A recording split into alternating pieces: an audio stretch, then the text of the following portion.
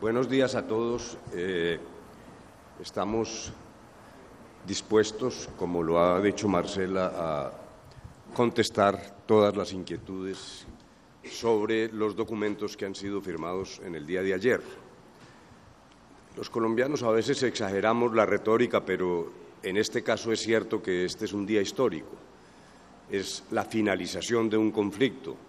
La guerra ha terminado y se abre el desafío de construir una paz firme y duradera. El trabajo que hicimos en La Habana ahora está a disposición de los colombianos. Realmente son los colombianos los que deciden si hemos acertado o no. Hay dos caminos. Continuamos en una situación de conflicto, agonizando después de ya casi 7 millones de víctimas, o abrimos las esperanzas de una paz firme. En esencia, es eso lo que tienen que hacer los colombianos, contrapesar aquellas cosas que probablemente no les gusten de lo que hicimos ayer frente a la expectativa futura de terminar un conflicto y abrir oportunidades de crecimiento, de futuro, de mejoramiento de la política, de mayor justicia en el campo, reconocimiento de los derechos de las víctimas, verdad, justicia, reparación. Esos son los caminos que se le abren a Colombia. Esa es la razón por la cual, en esencia, lo que queremos ahora es que ningún colombiano se abstenga de decidir. El 2 de octubre, en las urnas, cada quien podrá marcar el rumbo de Colombia. Ese es el desafío que tenemos ahora, en medio, naturalmente, de discusiones que son esenciales a la democracia. La democracia se nutre del disenso, pero como comunidad nacional tenemos que tomar una decisión, acatar el resultado y marcar el rumbo de Colombia. Por ahora me limito a hacer esa breve introducción y quedamos a disposición de ustedes.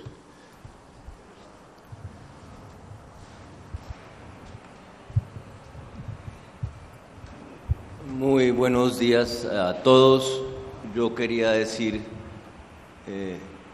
simplemente dos cosas. La primera es hacer un agradecimiento, agradecerle al presidente Juan Manuel Santos por haberle apostado a la paz, agradecerle a todos mis compañeros aquí en La Habana de la delegación, no solamente por su trabajo y dedicación, sino por la manera como aquí nos... Agradecerle a las decenas de personas de mi oficina, de la Oficina del Alto Comisionado para la Paz, que trabajaron día y noche para que este acuerdo fuera realidad. Y lo segundo, en la línea de Humberto de la Calle, es hacer un llamado para que más allá de la discusión política en Colombia, no perdamos de vista lo que está pasando en este momento. Si este acuerdo se lleva a la realidad, paramos la guerra, dejan de morir cientos de soldados y policías en Colombia año tras año y también los hombres y mujeres de las FARC.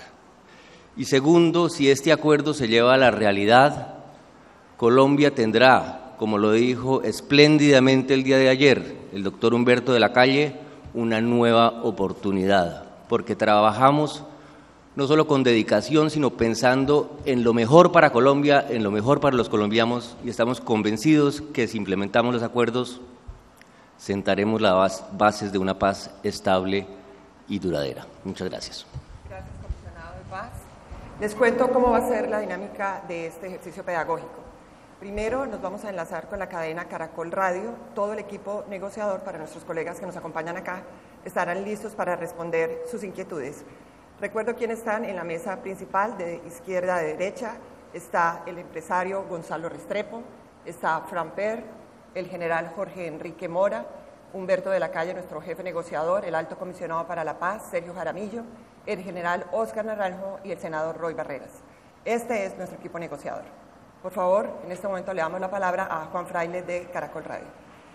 Señores negociadores, muy buenos días. Ante todo, un reconocimiento por estos 4 años de trabajo y por darnos la oportunidad de contarle a los colombianos estas buenas noticias. El esfuerzo ha sido mutuo y de verdad que para la cadena Caracol fue un placer contarle a los colombianos que estas negociaciones habían concluido. Tenemos varias preguntas. La primera, ¿qué va a pasar con el ELN? ¿Cuál es el llamado a esa guerrilla?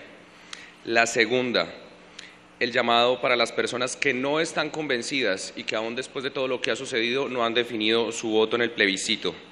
Para el general Mora, para el general Naranjo, el mensaje para los que están dudando al interior de las fuerzas militares y cuál va a ser el trato para esa disidencia que hay, que ustedes advirtieron, que se advirtió en la guerrilla de las FARC. Y una final, ¿en qué quedó el tema de los niños? Ese compromiso que se estaba abordando, ha concluido la negociación, pero sabemos que es un tema pendiente. Muchas gracias.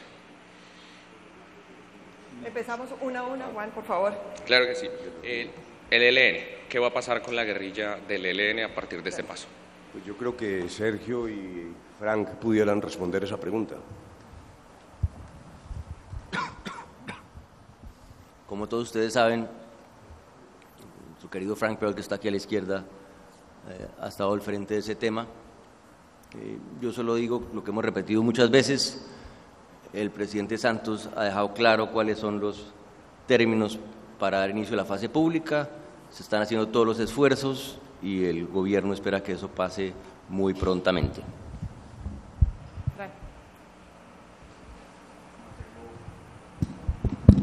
No tengo nada que agregar a la respuesta del alto comisionado, eso es perfectamente correcto. La segunda pregunta relacionada con qué decirle a quienes no han definido su voto. Lo primero es que el desafío es decidir. Realmente lo que no puede pasar es que alguien se abstenga o piense que no es importante esa convocatoria del 2 de octubre. Es un momento crucial para Colombia en el sentido de que hay dos caminos, básicamente. Nosotros lo que le pedimos a esos indecisos es que estudien los acuerdos, estamos a disposición para una maratón pedagógica, pero que tomen una decisión en conciencia. Ayer decíamos que nosotros estamos confiados de haber hecho el mejor trabajo posible. Ese es el mejor acuerdo posible. Claro, siempre alguien dirá, bueno, faltó una cosa, hubiera querido otra. Todos, en la mesa, las personas que se han opuesto, hasta las FARC deben decir que algo quedó faltando, probablemente. Pero eso es lo que hay. Sobre eso debemos decidir. Yo no creo que haya espacio para renegociar, para abrir discusiones. Me parece que tras la experiencia aquí de 4 años con las FARC, ese es el momento de decidir.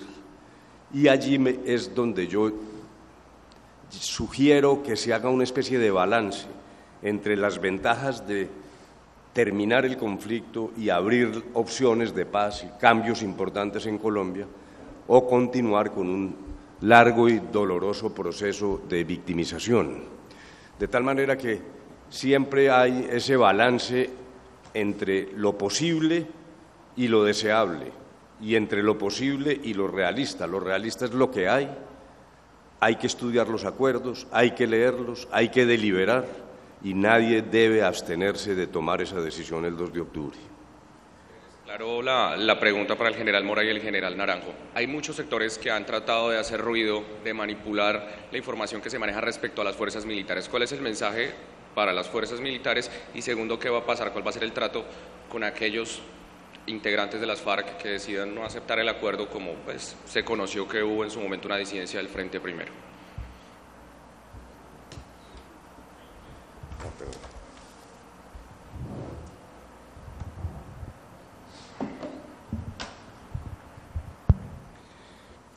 Bueno, muchas gracias. Un saludo muy especial a todos los colombianos que nos están escuchando en este momento. Con relación a la pregunta sobre las fuerzas militares, creo que lo primero que hay que decir es que le hemos cumplido a nuestros soldados y policías en lo que el señor presidente dijo desde el primer día. Las fuerzas militares no hacen parte de las negociaciones en La Habana, y hoy en día, cuando se han cerrado este proceso de negociaciones, le hemos cumplido.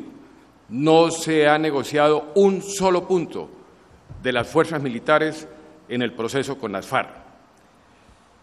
Nuestros soldados y nuestros policías han sido los garantes en este conflicto. Han sido los que han defendido a la sociedad, los que han garantizado la supervivencia del sistema democrático en Colombia.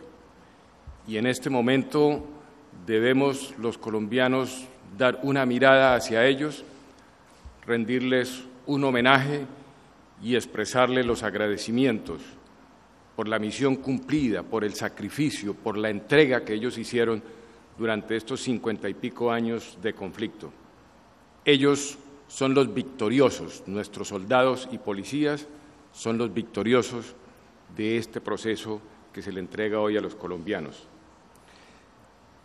Y como parte del fin del conflicto, es lógico que se presenten cambios y reformas en las instituciones, pero esos cambios y esas reformas nacen de las propias instituciones.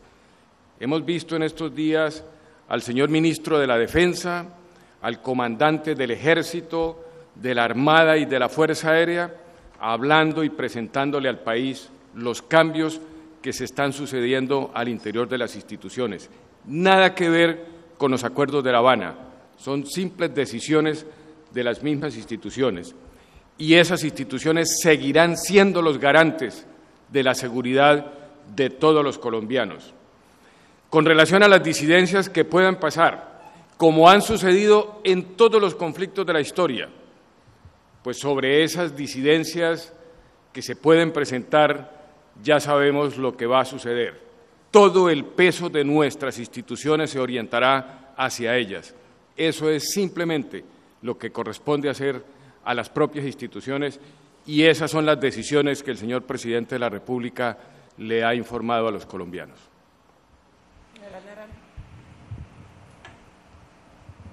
Buenos días, un gusto saludar a los colombianos que nos escuchan y un gusto también y una muy buena oportunidad para agradecer a los medios de comunicación y a los periodistas, a las mujeres y hombres que cubrieron durante estos 4 años este proceso, también aportando una cuota de sacrificio que al final nos permite difundir al mundo y a nuestros ciudadanos que hemos alcanzado la meta de firmar un acuerdo que pone fin al conflicto. Muchas gracias. Muy brevemente, diría que cuando ha concluido esta negociación, nuestra convicción y nuestra certeza de que, como negociadores plenipotenciarios del Gobierno, asumimos esta tarea sobre la idea básica de que llegábamos a sentarnos a construir una solución al conflicto colombiano y esa solución partía de la premisa de que Colombia, su sociedad, sus instituciones y el Estado, en ese momento, como ahora se mantiene, reposaban su capacidad negociadora en la solvencia moral y política, que significaba que no veníamos a claudicar en la negociación y que por lo tanto veníamos a construir soluciones para poner fin al conflicto y hacer de esas soluciones una oportunidad para Colombia. Y por eso transmito con toda fuerza que hoy, firmado el acuerdo, la fuerza pública y la institucionalidad queda fortalecida y vigorizada y también habilitada para asumir lo que significa iniciar esta etapa de construcción de la paz. Y puedo afirmar también que vinimos a esta mesa sobre la convicción de que poner fin al conflicto debería significar más seguridad para los colombianos y en esa materia los ciudadanos pueden tener también toda la confianza de que el acuerdo lo que facilita es que el desempeño institucional aumente sus resultados, su efectividad para proteger integralmente a cada ciudadano. Y finalmente me repito a la frase usada por el señor Presidente en relación con las disidencias. Quien quede por fuera del acuerdo recibirá todo el peso de la ley. Y el tema de los niños. Lo primero, está claro que todos los niños deben salir de filas, tienen que ser liberados en su totalidad y esa es una decisión de las partes respecto de la cual no hay duda. Y eso ocurrirá en el desarrollo y aplicación de los acuerdos, como lo explicará ahora Sergio Jaramillo. Pero distingamos 2 etapas. Un primer propósito era dentro de las medidas de confianza, adelantar la liberación de un grupo de niños aún antes del acuerdo final. Como era un acto de confianza, había que aplicar la legalidad actual, y allí hubo diferencias entre las FARC y nosotros que impidieron lograr ese acuerdo concreto para un grupo de niños en momentos en que la mesa estaba funcionando. Transcurrido eso, ahora lo que tenemos es que aplicar el acuerdo a los efectos, repito, de la liberación de todos los niños. Dicho sea de paso, hay que recordar que entre los delitos no amnistiables, siguiendo los estándares internacionales, el reclutamiento de niños está dentro de esa lista de delitos que no serán amnistiados y frente a los cuales quien haya ejecutado ese reclutamiento tiene que responder ante la Jurisdicción Especial para la Paz. Le pido a Sergio que nos describa entonces el paso siguiente. Muy sencillamente porque todos ustedes saben que hace un par de meses, en un acto en La Habana, se anunció un acuerdo sobre menores con la presencia de Leila Cerrugui, la enviada especial del Secretario General de las Naciones Unidas para niños en conflicto. El gobierno está simplemente a la espera que las FARC tome la decisión de soltar esos primeros niños, y en el acuerdo ahora de reincorporación quedó el compromiso de construir, en línea con lo que ya se había acordado en el comunicado 70, un programa especial para menores que atienda sus necesidades, no solamente porque existe el derecho del niño, el interés superior del niño, sino porque si no le damos un tratamiento adecuado a esos menores, como ocurrió en algunos casos con los paramilitares, pues esos menores serán futuras fuentes de violencia. Y con plena conciencia de eso se acordó un programa especial para menores en el acuerdo. Bien, muchas gracias. En este momento vamos a darle la palabra a Silvia Patiño de Blue Radio. Silvia, por favor, una a una las preguntas. Perfecto, negociadores, muy buenos días. La primera de ellas, ¿cuánto va a costar todo el proceso de reintegración de la guerrilla de las FARC, teniendo en cuenta que aproximadamente cada guerrillero va a costar 20 o 22 millones de pesos? ¿Y cuánto de ese dinero va a aportar la guerrilla para su reintegración y también para la reparación de las víctimas? Frank, por favor. Colombia tiene una gran experiencia en el tema de reincorporación. Colombia tiene la capacidad institucional mejor calificada en el mundo para este tema. Lo que nosotros acordamos con las FARC es, en primer lugar, la posibilidad de que, bajo el principio de libertad individual, las personas que salgan de las FARC hagan su proceso de reincorporación económica de manera individual o de manera colectiva. Es decir, después de recibir el apoyo psicosocial y de finalizar una ruta educativa, ellos podrían recibir un apoyo para emprender un plan de negocio con otras personas, incluyendo personas que nunca han sido guerrilleros, o podrían emprender un proyecto económico individual. En ese sentido, uno de los temas que más le preocupan a los colombianos es el tema de la equidad. Entonces, básicamente lo que acordamos es que por los primeros 24 meses, los exguerrilleros de las FARC recibirán hasta el 90% de un salario mínimo legal para mantenerse, y obviamente esto está sujeto a que estén en el proceso de reincorporación.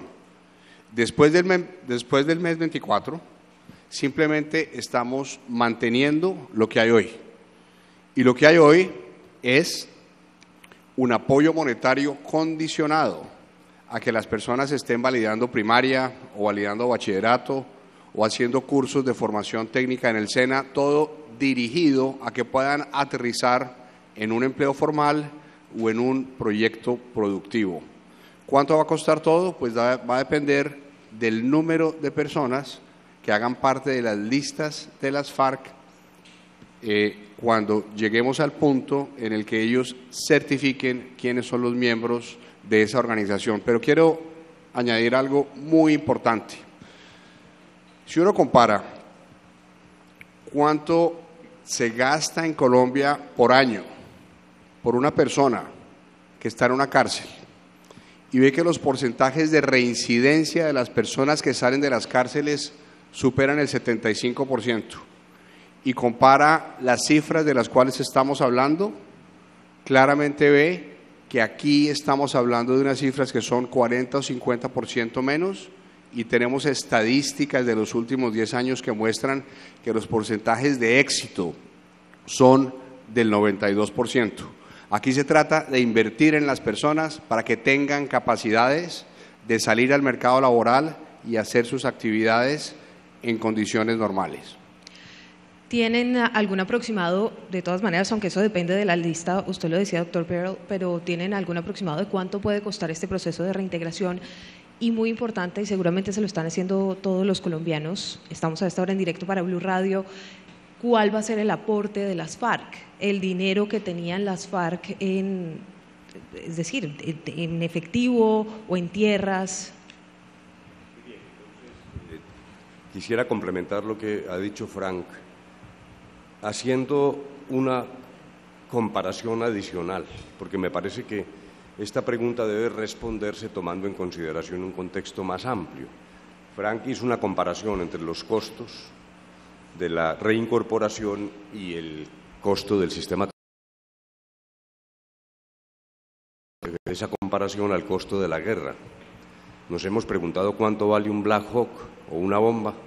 Luego, me parece que esto hay que ponerlo en contexto, en primer lugar. En segundo lugar, las sumas acordadas corresponden, como lo señaló Frank, en esencia al estándar que se viene pagando hoy a los reinsertados.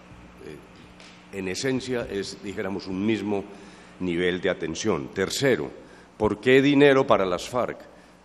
Primero, para permitir la reincorporación a la vida civil de manera transitoria, pero segundo, también es una protección para la sociedad colombiana. Lo que sería terrible es una especie de metástasis de la violencia en las ciudades si no somos capaces de administrar de manera inteligente y juiciosa un proceso de reincorporación que tenga éxito, como en efecto lo ha tenido la agencia. Luego, realmente la justificación es múltiple. Ahora bien, dinero de las FARC. Entonces, me permito recordar lo siguiente. En el capítulo de justicia se estableció la obligación por parte de las FARC de reparar materialmente. La palabra que usamos es materialmente, reparación material a las víctimas. En segundo lugar, dentro de las funciones del Tribunal de la Jurisdicción Especial para la Paz, en cada sentencia, estos magistrados tendrán que definir el grado concreto y la forma de reparación.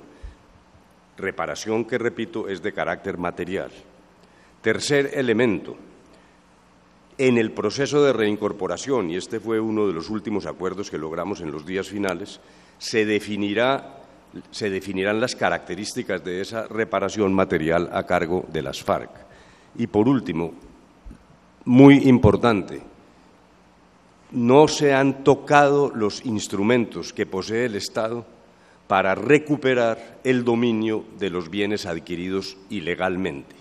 El enriquecimiento ilícito producto del delito permite la acción del Estado, como en efecto la ha permitido, y esos instrumentos no fueron amnistiados, ni borrados, ni debilitados. Luego, la capacidad del Estado sigue siendo la misma.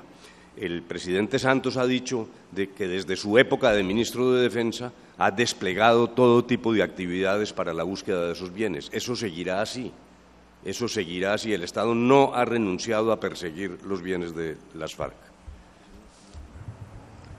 Una palabra sobre la pregunta insistente en la línea de lo que acaba de explicar Humberto de la Calle, y es, ustedes saben que se acordó en diciembre en el acuerdo de víctimas que las FARC repararán materialmente a sus víctimas. Ahora se hizo un acuerdo de reincorporación. ¿Y qué hicimos en estos últimos días? Ligar las dos cosas, es decir, la discusión de la reincorporación se dará en el mismo marco de la discusión sobre la reparación material. Tomemos un ejemplo. Es necesario conseguir unas tierras para poner en marcha, supongamos que unos proyectos de reincorporación. Entonces, Gobierno Nacional. Muy bien, pero ustedes, señores de las FARC, qué es lo que van a poner, porque aquí está su compromiso de reparación material de las víctimas y nosotros nos vamos a mover en esto si vemos que ustedes se van a mover en esto también. Es esa relación la que nos va a permitir asegurar que hay reparación para las víctimas y que las FARC ponen sus bienes sobre la mesa. Esta pues es una pregunta muy sencilla. ¿Cuándo es el día D? ¿Cuándo se define el día D? Día a partir del cual ya empieza todo el proceso de desarme, cese el fuego bilateral y de verificación.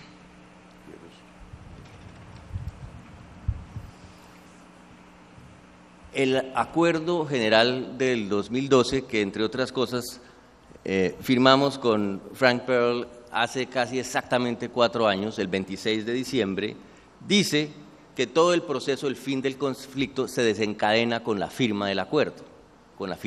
Sobre esa base se hizo todo un cronograma. ¿Qué ocurrió ayer? Ayer ocurrió la terminación de las conversaciones y se firmó el texto para que los colombianos, como explicó Humberto de la Calle, sepan que ese es el texto inmodificable que tendrán que considerar. Luego vendrá la firma del acuerdo por parte del presidente de la República y en ese momento se desencadena un cronograma que ya está acordado y que tenemos que detallar aún algunas cosas con las FARC, razón por la cual, entre otras cosas, permaneceremos en La Habana hasta el día de mañana. Una precisión, doctor de la Calle, ¿el día D será antes o después del plebiscito? Justamente lo que acaba de decir Sergio Jaramillo es lo correcto. A partir de la firma formal para esos efectos que hará el presidente de la República en fecha que vamos a convenir, comienzan a aplicarse los plazos para el día del comienzo de la movilización de la guerrilla a las zonas, la destrucción del armamento poco elaborado, todo el método de desmovilización que se pactó el 23 de junio. Esa fecha será antes del plebiscito. O sea, en el momento del plebiscito estará corriendo el reloj de los 180 días para la entrega de la última arma en poder de las FARC. Y tenemos la última pregunta en directo también para Blue Radio, que tiene que ver con la ley de amnistía. ¿En qué momento empieza a regir la amnistía para los guerrilleros? La ley de amnistía, según el acuerdo que se hizo de Jurisdicción Especial para la Paz, corresponde a una ley del Congreso. Luego es el Congreso el que debe adoptar esa ley. Y creemos que el mejor escenario para esa discusión es el sistema legislativo especial, el procedimiento especial legislativo, la vía rápida, que solo estará en marcha después del plebiscito.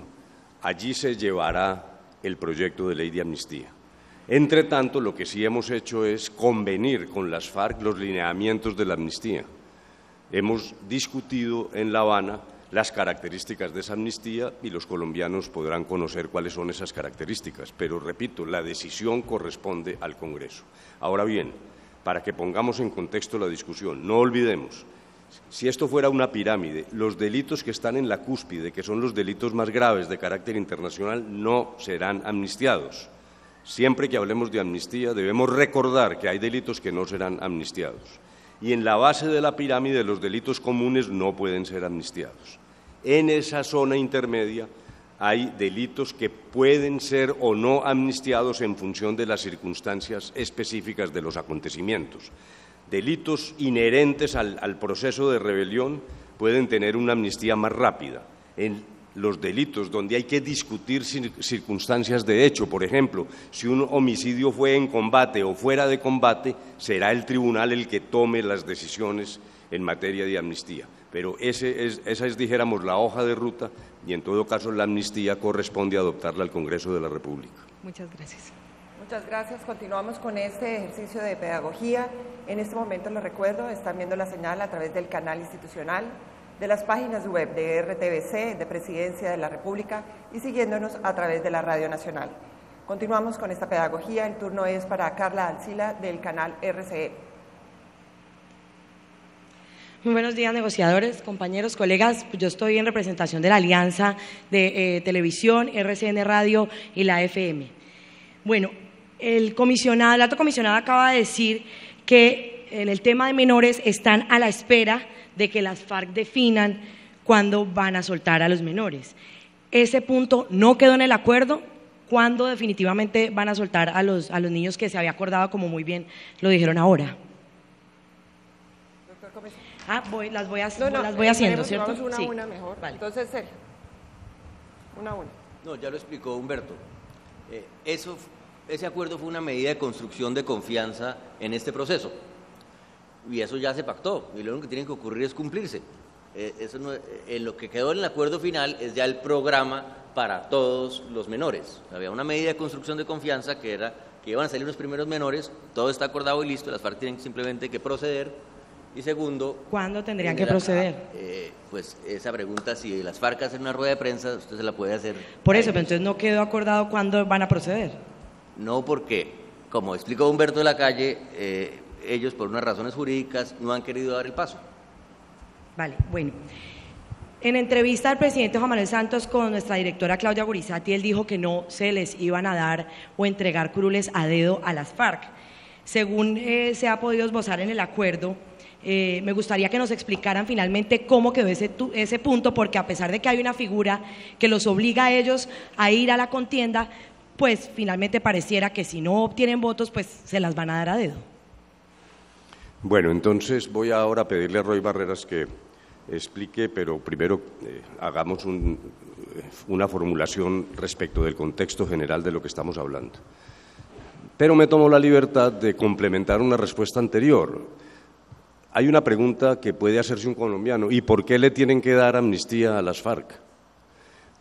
No podemos olvidar dos cosas. En el Protocolo 2 de Ginebra, que es norma vinculante al interior del sistema jurídico colombiano, la obligación al terminar las hostilidades es conceder la amnistía más ampliamente posible.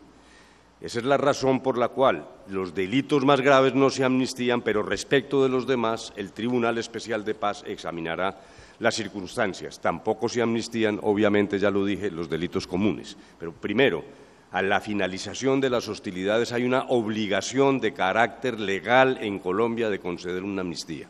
Y en segundo lugar, la tradición colombiana desde el comienzo de la República ha sido la de mantener la figura del delito político y los delitos conexos al delito político, y es en cumplimiento del Protocolo 2 y de esa tradición colombiana y de la existencia del delito político en la propia Constitución donde aparece la necesidad de proceder a dar ese paso a través del Congreso. En segundo lugar, curules a dedo no hay, ni habrá, ni se concedieron. No hay curules a dedo. Eso ha ocurrido en el pasado. A veces es bueno refrescar la memoria. Por ejemplo, si se leen los artículos transitorios 12 y 13 de la Constitución actual, en esos artículos que fueron votados mayoritariamente, incluso con aplausos por los constituyentes, algunos de los cuales ahora critican esto, allí se le dieron facultades al presidente de la República de ese entonces para crear curules y asignarlas a dedo. Eso no ha ocurrido aquí. Las FARC deberán ir a las elecciones en el 2018. Lo que se ha pactado es una especie de malla de protección, un mínimo que va a explicar Roy Barreras, porque es el incentivo para que un grupo que deja las armas ingrese a la vida civil. Termino diciendo esto y transfiriéndole la palabra a Roy. El propósito de cualquier acuerdo de paz en el mundo es la dejación de las armas y el ingreso a la vida política civil en democracia. Los colombianos no podemos perder de vista eso. La incorporación de los excombatientes a los organismos de representación es un elemento clave que exige la decisión de garantizar un resultado temporalmente, pero en el caso de Colombia, repito, este acuerdo obliga a las FARC a asistir a las urnas, lo cual me parece que le da una enorme solidez democrática a esa decisión. Una palabra antes de que nuestro querido senador Roy Barreras les explique exactamente lo que se acordó.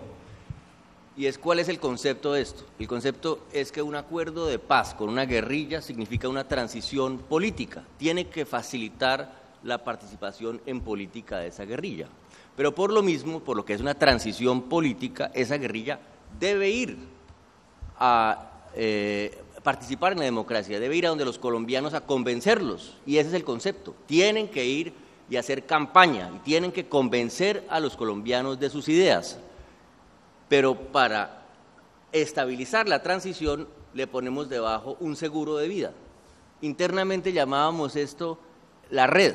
Es como un trapecista que se lanza, dice, lance con su trapecio, que si no coge el otro y se cae, debajo tendrá una red que lo atrape para que no se mate, pero usted se tiene que lanzar. Senador.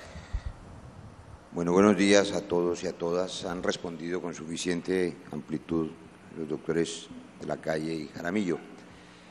Esta es, como se ha dicho, la última vez que hay una rueda de prensa y quiero responder esta pregunta sobre la participación política de una manera un poco más abierta. Sin embargo, siendo quizá la última intervención, quiero aprovechar para agradecer no solamente la oportunidad histórica de haber ayudado a compartir este sueño, sino la conducción serena, tranquila y firme de Humberto de la Calle durante todo este tiempo. Aquí hay un equipo sincronizado, siguiendo una dirección estratégica clarísima del alto comisionado Sergio Jaramillo. Cada una de las personas que están aquí han dejado un pedacito de su vida aquí en La Habana y han sembrado una semilla de esperanza. Gracias a ellos y a los colombianos que a esta hora, y a las colombianas que a esta hora creen en la paz. Los necesitamos para el plebiscito. Y Carla, el tema de la participación política no se limita solamente al asunto de dónde van a tener vocería quienes abandonan la violencia para apostarle a la democracia. La participación política es mucho más amplia. Ustedes han vivido, los comunicadores, de manera directa los espacios abiertos, la manera como esta sociedad cada vez más incluyente ha escuchado aquí voces, las voces de las mujeres, las voces de las comunidades étnicas, de los indígenas, de los afrodescendientes, las comunidades participando de manera mucho más amplia. El acuerdo de paz es una gran oportunidad para la inclusión política. Y en medio de eso, claro, su pregunta que ha sido respondida, implica cambiar las armas por las urnas. Solamente una frase para reiterar: no habrá curules a dedo, no hay curules gratuitas ni automáticas, no se regalan curules.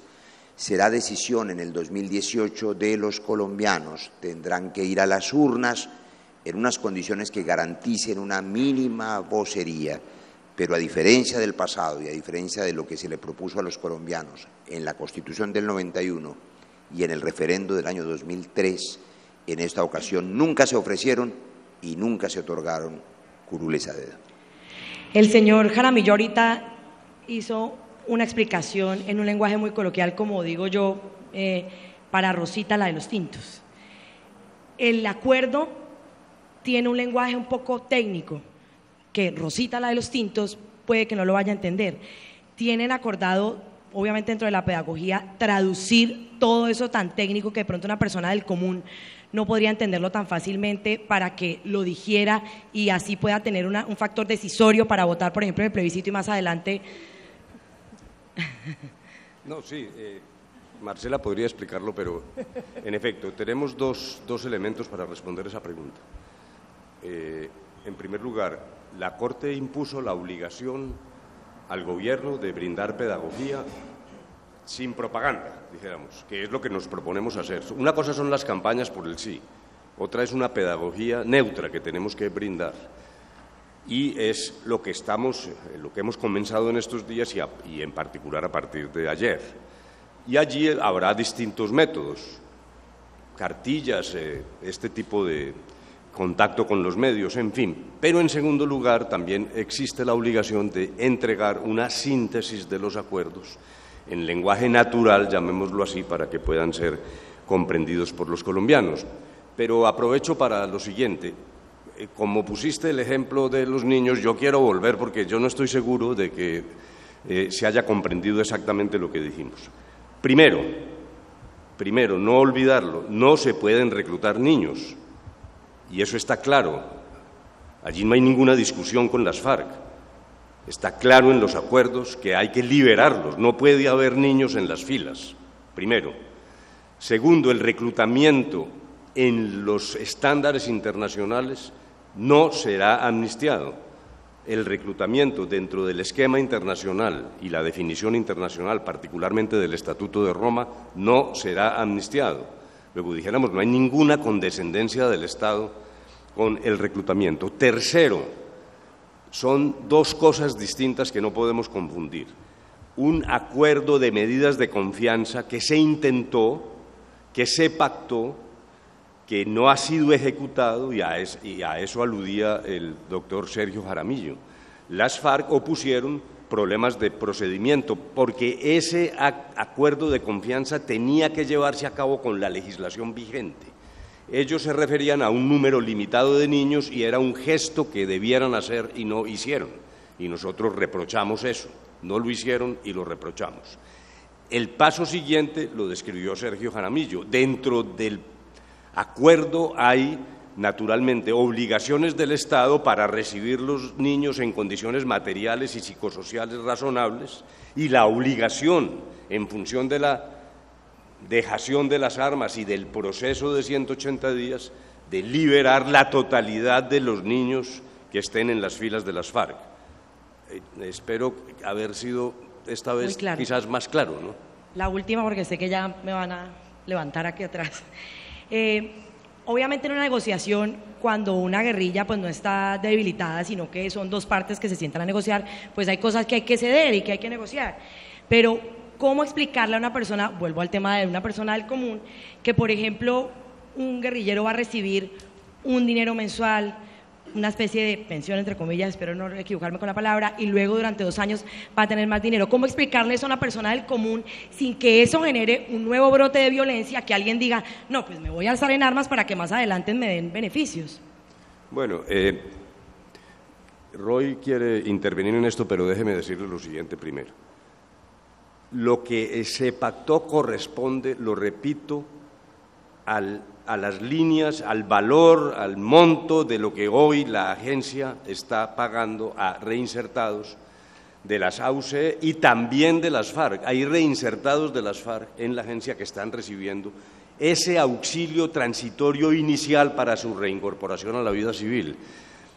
¿Que eso le conviene al señor miembro de las FARC? Sí, pero a mí me parece que le conviene más es a la sociedad colombiana. Lo que no puede pasar, como ha ocurrido en otros acuerdos, es que usted dice, se acabó la guerra y hay una dispersión que termina aumentando la violencia en las ciudades, el secuestro, en fin. Luego, miremos esto desde ambas vías. No solo, claro, es una búsqueda de caminos para que los combatientes que dejen las armas ingresen a la vida legal, a la vida económica legal. Por cierto, esos auxilios iniciales se suspenden cuando el reinsertado entre a un trabajo productivo. Luego es un subsidio estrictamente temporal por pocos meses para abrir las puertas de la economía legal.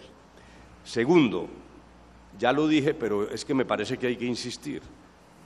¿Cuánto cuesta un Black Hawk? Me parece que $28 millones. Luego, las comparaciones, el contexto hay que hacerlo de manera completa. Es mejor para Colombia seguir no solo con el martirio de las víctimas, con lo que han significado 7 millones de víctimas, sino con el gasto en defensa por razón del conflicto. Es mejor eso que pagarle 600.000 pesos a un guerrillero. Esa es la pregunta. Luego, yo quisiera insistir en eso, que son los temas básicos, pero Roy me ha dicho que quiere agregar algo. Gracias, doctor Humberto. No, como dice Carla, Rosita, la señora de los tintos, aunque Rosita no vino esta mañana, no ha llegado el tiempo. No ha habido tinto. Pero la verdad yo creo que hay que explicarle a los colombianos, a las colombianas, digamos de la manera más simple y sencilla de la que seamos capaces. Lo primero, para que quede claro, no hay ningún sueldo para las FARC. Lo segundo, más claro aún, no hay ninguna pensión de jubilación para las FARC. Lo ha explicado con precisión el doctor Humberto de la Calle, lo ha dicho Fran Perl, que es quizá uno de los colombianos con mayor experiencia en estos asuntos. Subsidiar a las personas que abandonan la violencia para que puedan volver a la sociedad y a la familia es un propósito nacional. Esta plata no es para las FARC, es para Colombia, para que aquí no pase lo que ocurrió en Centroamérica. ¿Qué tal que, dejadas las armas, abandonáramos a esas personas a su suerte para que empezaran a buscar su destino en grupos delincuenciales o rebuscándose la vida con las armas, que es para muchos lo único que saben manejar. Es una necesidad para Colombia y todos tenemos que ayudar, no solamente con estos subsidios que estarán vigentes mientras ellos cumplan el plan, mientras estén en una ruta educativa, mientras empiecen a caminar por la vía de la paz. También hay que recibirlos en el corazón y en la familia de los colombianos, en nuestros barrios, en nuestras ciudades, en nuestra historia, que quizá es lo más difícil, porque es una tarea de todos. Y claro, habrá momento, no ahora, porque el tiempo es breve, para hacer comparaciones eficaces como la que también empezaba a hacer el jefe del equipo negociador. La guerra es mucho más costosa. Un solo bombardeo, revisábamos hace unos días, y no quiero referirme a cuál, pero uno de los bombardeos costó 25.000 millones de pesos y duró menos de un minuto. Y hubo muchos bombardeos en esta guerra, para no contar el costo de las vidas humanas, de manera que esto es bien poco comparado con el costo de la guerra. Y además, una última cosa, se ha preguntado mucho sobre el tema de los menores, de los niños, de las niñas. Miren, es natural que este equipo negociador hiciera esfuerzos enormes para que los niños volvieran a casa antes de que terminara la guerra. Era lo más urgente. La guerra se acabó, la guerra se terminó. Como es obvio, todos, no el grupo del ejemplo anterior, en la guerra volverán a casa. Muchas gracias. Bien, en este momento le damos paso a Andrea Rodríguez de la agencia AP. Buenos días, soy Andrea Rodríguez de la agencia de prensa AP.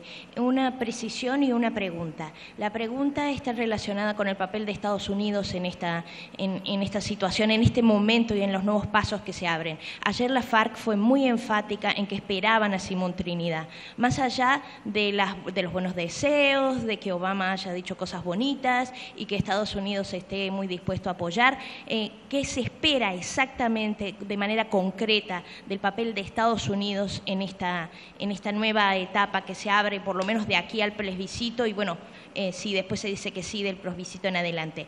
Y si realmente lo de Simón Trinidad ha avanzado en alguna dirección. La precisión es, se dijo aquí, el doctor Humberto de la Calle lo mencionó, que la ceremonia, que se espera sea la ceremonia importante, final, que de paso va a ser antes del plebiscito. Asumo que no hay todavía una fecha exacta, si la hay, insisto, me gustaría saberla, pero también el lugar donde va a ser, que ha sido otro elemento sobre el que se ha especulado mucho. ¿Dónde va a ser esta ceremonia? Gracias. Bueno, empiezo por el último punto, que es sencillo. La respuesta es: eso no está definido, ni la fecha ni el lugar, de tal manera que es eso todo lo que podemos decir. Sobre el primer punto, primero, el gobierno de Estados Unidos ha apoyado firmemente el proceso de paz, no solo el Departamento de Estado, sino la propia Casa Blanca, y de hecho, a partir de cierto momento hizo presencia en La Habana el señor Bernard Aronson, que nos ha acompañado y apoyado, al igual que la Unión Europea a través del señor Gilmore. Apoyo político, primero, clarísimo desde la Casa Blanca. Segundo, en concreto, el señor Kerry, que vino a La Habana, fue enfático en señalar dos puntos en los que Estados Unidos estaba dispuesto a colaborar de manera eficaz en todo el proceso de reincorporación y, en particular, el esquema de garantías de seguridad para quienes dejen las armas, que correspondió a un acuerdo que fue liderado por el general Óscar Naranjo. Allí hubo, dijéramos, una expresión concreta de apoyo material. En tercer lugar, el apoyo de la comunidad internacional, y no solo de Estados Unidos, ha sido sustancial. Pero no solo eso, miremos también dentro de Colombia. Por ejemplo, el sector empresarial. Yo quisiera que Gonzalo les contara qué siente él en el empresariado respecto del apoyo a este proceso. Bueno, muchas gracias a todos Un saludo muy especial a todos los colombianos y aprovecho para una felicitación a todos mis compañeros de equipo. En realidad lo explicó bien Frank y quiero partir de allí. Los integrantes de FARC pueden optar por dos opciones. Una, la reintegración a la sociedad de manera individual y otra de manera colectiva a través de asociaciones, proyectos comunitarios que desea crear esta organización. La empresa colombiana, sobre todo en lo que tiene que ver con la agroindustria, ha tenido una presencia pobrísima en las zonas rurales de esta nación. Esa presencia ha hecho que el país se haya vuelto un país importador de materias primas que podría generar, constituyéndose en un país autosuficiente. Estamos en una latitud y en una longitud que permite cosechas y desarrollos del campo casi que en todos los días del año. Y allí tenemos una oportunidad perdida que ahora se abre para todos los colombianos. Yo he vivido muy cerca durante esta negociación los programas y las ideas que tiene la FARC en cuanto a proyectos asociativos y de grupo, y en ello requieren la asistencia y la unión con el medio empresarial, y están dispuestos a jugársela y a trabajar con ellos. Es, digamos, estar en el mundo de lo que uno no conoce cuánto puede representar, pero sí representa con seguridad, creería yo, más de un 1,5% de desarrollo del PIB de Colombia que se ha estado perdiendo durante todos estos años. O sea que desde el punto de vista empresarial, que es una de las patas de la mesa que sostiene el país, para la FARC es sumamente interesante apoyarse y asociarse con la empresa privada, y para la empresa privada esta es una oportunidad que, siendo difícil de cuantificar, es de altísimo calado y ya se ve un interés muy grande en un grupo muy importante de empresas agroindustriales nacionales que, con el apoyo de un desarrollo de la infraestructura colombiana, vamos a poder desarrollar un campo que hoy en día, termino diciendo, solamente tiene 7 millones de hectáreas dedicadas a estas actividades, y que estimo yo que en un tiempo muy corto, menor a 10 años, podríamos de pronto volver a desarrollar. El tema de los Estados Unidos, en primer lugar, para agradecerle al gobierno del presidente Obama su apoyo, porque el apoyo ha sido total. Y les cuento una breve anécdota. Este señor, a mi izquierda, el doctor Humberto de la Calle, y yo desayunamos en diciembre del 2014 con el secretario John Kerry, y nos dijo, bueno, evalúen en qué momento que piensan que debemos nosotros entrar a acompañarlos allá. Y le dijimos, ya, ese es el momento. Y nos dijo, me vuelvo a Washington, hablo con el presidente y les tengo una respuesta. En un par de semanas, uno de los mejores diplomáticos de los Estados Unidos que supervisó toda la transición de El Salvador, Bernie Aronson, estaba aquí en La Habana. Ese es el nivel de apoyo que hemos tenido, y yo quiero agradecerle al gobierno del presidente Obama, al secretario Kerry en particular, y obviamente a Bernie Aronson. Y dejar la siguiente inquietud: importa mucho para el futuro de este proceso quién es el futuro presidente de los Estados Unidos. Muchas gracias. En este momento damos a otra pregunta. Perdón, no era tanto otra pregunta, sino una parte de la pregunta que tal vez no la planteé bien o no quedó clara. En este sentido, ¿se avanzó en la dirección del regreso de Simón Trinidad? Ayer los vi a todos como en un tono de paz y de mucha armonía y gestos de buena voluntad de parte y parte, y la FARC dejó muy claro que parte de lo que esperaban era el regreso de Simón Trinidad. El acuerdo se celebró entre las FARC y el gobierno de Colombia, y no hay terceros que hagan parte de ese acuerdo. Ese tema por el que usted pregunta no corresponde al gobierno colombiano, Nosotros no vamos a adelantar ninguna opinión sobre el particular. Esa es una decisión de un Estado soberano, que son los Estados Unidos de Norteamérica.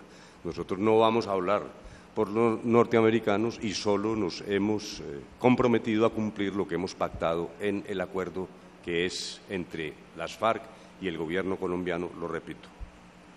Bien, en este momento les pido a los colegas, vamos a hacer un alto, tenemos mucha información, preguntas que están llegando a través de la cuenta de Infopresidencia en las redes, queremos trasladarlas a algunos de los negociadores. Doctor de la Calle, hay muchas dudas sobre el día D, independientemente si ya se acordó la fecha o no. ¿Usted podría claramente volver sobre el punto? ¿A partir de cuándo es el día D, que es la pregunta frecuente que están saliendo en redes? Sí, no hay ninguna duda. El 23 de junio se estableció que la fecha de la firma formal del acuerdo es el día en que comienzan a ejecutarse todos los procedimientos relacionados con el proceso de desarme. Dijéramos, hay ubicación de las tropas nuestras, las del gobierno, hay la creación de canales para que las FARC se muevan y vayan a las zonas que han sido escogidas para su permanencia durante el desarme. Esa firma es entre dos, entre las FARC y el presidente Santos, quien designen las FARC, y tiene que ser convenida entre los dos. Estamos en este momento precisando cuándo lo permiten las agendas, y a partir de ese momento, que en todo caso será antes del plebiscito, como ya lo respondí, comienza el proceso de desarme. Pongo un ejemplo: 5 días después de esa firma, las FARC comienza su movilización hacia las zonas. Luego vienen entregas de armas por grupos de porcentaje, 30%, 30%, 40%. Esas armas terminarán en manos de Naciones Unidas exclusivamente. El día 180 no habrá un arma en poder de las FARC. Pero no podemos adelantarnos hoy, es un tema en el que estamos trabajando para establecer el momento de esa ceremonia formal. Tenemos otra pregunta que nos llega a través de redes, la leo textual. ¿Los colombianos en el exterior que no estemos inscritos en embajadas podremos votar en el plebiscito? ¿Que no están inscritos? Sí, en los consulados. No, yo preferiría que el registrador se pronunciara sobre eso. No me parece que yo pueda comprometer a la registraduría. La última pregunta, ¿cuál será el sitio de reclusión de las FARC? Es correcto. Tan pronto comience el proceso de desarme y todas estas operaciones que he descrito, una vez a través del procedimiento legislativo especial se adopten las normas sobre la Jurisdicción Especial para la Paz y la amnistía, las FARC pasan a sitios especiales de reclusión que están siendo señalados por el IMPEC, bajo la vigilancia del IMPEC, a la espera luego de las decisiones concretas de la Jurisdicción Especial para la Paz. Los amnistiados, pues se les aplica la amnistía, y los que tienen que responder ante la jurisdicción quedan por cuenta de esa jurisdicción hasta que terminen los procesos y se establezcan las sanciones que corresponden a cada quien. Muchas gracias. En este momento le damos la palabra a Héctor Velasco, de la agencia AFP. Buenos días. Solo 2 preguntas. La primera, ¿las FARC van a poder hacer campaña para el plebiscito? Entiendo que hasta ese momento van a todavía ser una organización armada. Y segundo, una pregunta y una precisión. ¿Por qué, si todo depende del resultado del plebiscito, arranca antes la fase de desarme de las FARC? ¿No debería entonces ocurrir después del resultado, teniendo en cuenta que cabe la posibilidad de que el acuerdo sea rechazado? Gracias. Sí, la primera, no hay política con armas. Está claro en todos los protocolos que las FARC no pueden hacer política, salvo al momento en que ingresan a la vida civil. Luego eso no va a ocurrir. Cosa distinta es que ellos manifiestan opiniones a través de los medios de comunicación, pero no hay política con armas. En segundo lugar, el 23 de junio justamente se pactó aquello por lo que usted pregunta. En efecto, a partir de la firma comienzan estas acciones que duran 180 días, al cabo de los cuales no hay un arma en poder de las FARC. Uno podría sostener la lógica suya, esperemos al plebiscito y ahí decidiremos lo que pasa, pero justamente en las particularidades de este acuerdo está claro que desde la firma comienzan a ocurrir hechos en el territorio. Bien, en este momento le damos la palabra a Juan Carlos Mateus de Caracol Televisión.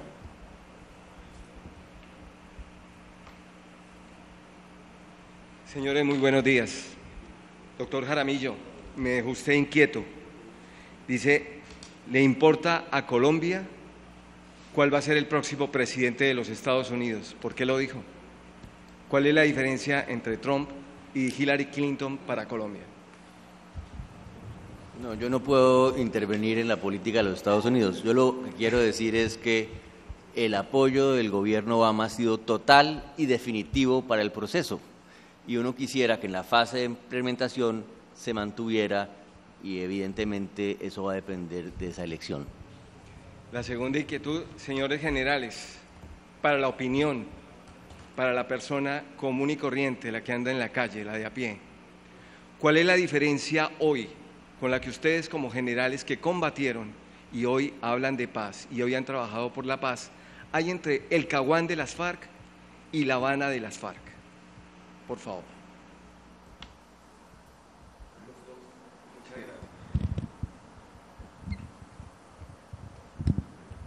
Bueno, muchas gracias.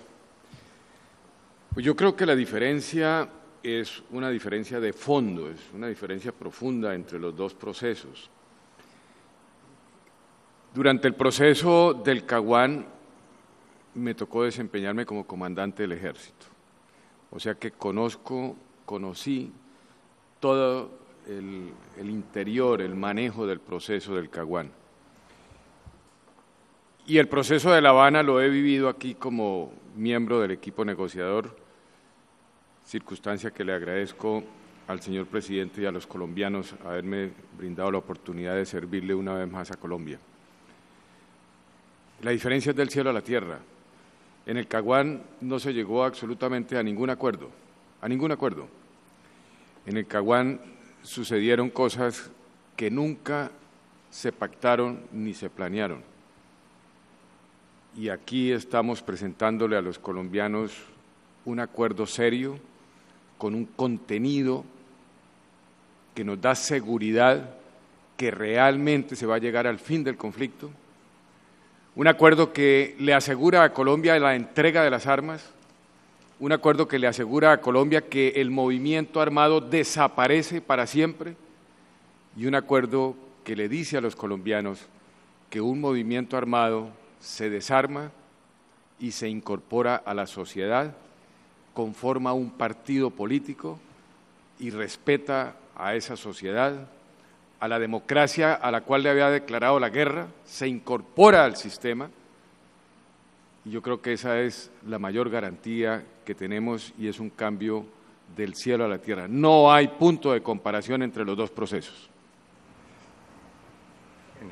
Quisiera, digamos, ahora que tenemos acuerdo final, poniendo justamente fin al conflicto, remitirme a la afirmación que hizo el señor presidente Juan Manuel Santos el día de ayer, cuando parte del reconocimiento que los gobiernos del presidente Betancur, el presidente Barco, el presidente Gaviria, el presidente Samper, el presidente Pastrana y el presidente Uribe, todos ellos hicieron esfuerzos para que la paz llegara a Colombia. Y por lo tanto uno lo que podría decir es que estamos hoy presentando este acuerdo sobre un acumulado histórico de lecciones aprendidas, de éxitos y de fracasos. Pero al final lo que cuenta es que la voluntad para que la paz llegase y hoy podamos presentar ese resultado corresponde a distintos esfuerzos de distintos gobiernos que usaron distintas metodologías, que seguramente serán valoradas cuando se hagan análisis históricos en relación con este esfuerzo. Y por lo tanto, yo invitaría hoy, en este estado de ánimo que tenemos, que miremos al futuro y que nos concentremos en lo que tenemos que hacer, porque también de manera responsable el gobierno ha dicho que poner fin al conflicto no significa haber alcanzado la paz de manera mágica o en automático. Y por lo tanto, los desafíos que tenemos nos invitan a mirar al presente y al futuro y a orar sobre este acumulado histórico del pasado, que realmente hoy creo que es el mejor homenaje a las víctimas que a lo largo de estos años padecieron el conflicto. Doctor Humberto, un minuto para la primera pregunta de Juan Carlos. Creo que ha dicho con toda prudencia el alto comisionado que él no puede, ni el gobierno, opinar sobre la política de los Estados Unidos. Creo que soy el único de esta mesa que sí puede y debe hacerlo, y solamente voy a decir algo. Una sociedad deseable es una sociedad incluyente, una sociedad donde se respeten los derechos, una sociedad donde quepamos todos, los indígenas, los negros, los latinos, las mujeres, la comunidad LGTBI, una sociedad abierta y amable que acoja a todos los seres humanos en su territorio. Eso es lo que construye este acuerdo de paz. Ese es el gobierno que merece también cualquier nación, incluyendo los Estados Unidos de América, una nación donde se construyan puentes y no muros. Doctor Restrepo, buenos días. ¿Cómo va a hacer usted para convencer a la totalidad del empresariado por el sí, teniendo en cuenta que hay resistencias? Y pongo una clara, Fedegan, entre otros. ¿Cómo los va a convencer de que el sí es el que vale la pena a nivel empresarial? Yo no voy a convencer al empresariado a que voten por el sí. Yo solamente quiero trabajar con el empresariado a que entiendan y conozcan la negociación y voten por lo que quieran votar, pero a conciencia. Que analicen este acuerdo respecto a los otros acuerdos que se han hecho en el país, respecto a los acuerdos que se han hecho en otras naciones, que vean las inmensas ventajas y oportunidades que abren, pero la decisión es una decisión individual e íntima. Ambas decisiones, el sí y el no, traen consecuencias. Para mí, como colombiano, como ex empresario, el sí trae muchísimas más ventajas. Preguntaría yo, además, ¿cuánto vale una sola vida? Pero, por supuesto, la decisión es de todos y cada uno de ellos. A lo que yo me voy a dedicar es a explicar el acuerdo, pero la decisión es una decisión individual. Obviamente, cuando ocurre un proceso de estos y se somete a la refrendación de un pueblo, esto se debe hacer con absoluto respeto a las libertades individuales y cada uno, de acuerdo a lo que crea que va a ser ese nuevo futuro, porque todo existe como una posibilidad. Existe la posibilidad de fracasar si no nos unimos y trabajamos juntos en esta inmensa oportunidad de vivir en un país en paz, del cual mi generación apenas si acaso tuvo 10 años de tranquilidad. Pero también existe la posibilidad de que seamos pesimistas, negativos, y que creamos que siempre lo conocido es mejor que aquello que podemos hacer unidos. Yo le diría a los empresarios que saben construir futuro, crear riqueza, combinar recursos, que nunca habían tenido una oportunidad como esta, pero que voten a conciencia, que voten, no que voten por sí o no, eso yo no lo puedo decidir. Doctor de la Calle, en términos bien prácticos, ¿qué pasa? Y es la pregunta que se le hace a cualquier persona en Colombia. ¿Qué pasa si la guerrilla está ya en tránsito, y lo va a estar muy seguramente al momento del plebiscito, y el plebiscito se pierde? ¿Cómo se va a manejar ese tema? No, dijéramos que tomemos esto desde más arriba. Yo creo que no se va a perder, dijéramos. Obviamente. Sí, pero usted me plantea una hipótesis son las opciones. Y le respondo por esa hipótesis. El único colombiano que tiene la competencia para abrir un proceso, mantenerlo o cerrarlo, es el presidente de la República. El presidente de la República ha dicho, si llegase a ganar el no, se acaba el proceso, se acabó la negociación. ¿Cuáles son las consecuencias? A mí me parece que serían catastróficas, entre otras cosas por un recuento de experiencias pasadas. Fíjese que cada que se ha roto un proceso de conversaciones ha pasado por lo menos una década para reiniciarlo. Luego, la reflexión que yo le haría a los colombianos es parecida a la que ya hice. Es lo que hay. A mí me parece que hay que tomar esta decisión.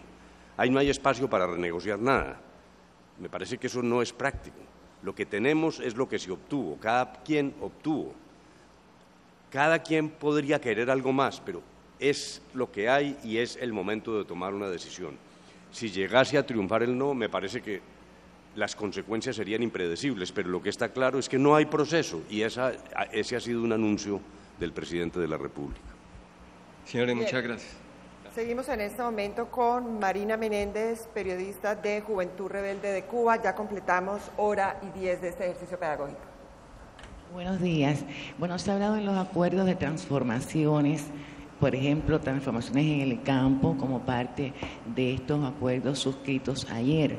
La pregunta es ¿cómo se garantizará que en un gobierno posterior esta parte también importante de los acuerdos se cumpla?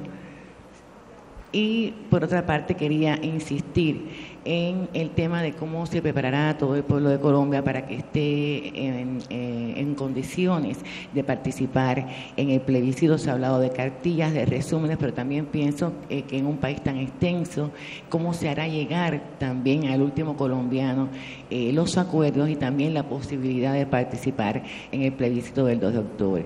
Gracias. Sobre el primer punto, hay todo un capítulo de verificación. Yo le pediría al general Naranjo que precise esto y luego vamos al segundo tema. Muchas gracias. Evidentemente, hemos firmado un acuerdo convencidos de que hay que cumplir lo pactado.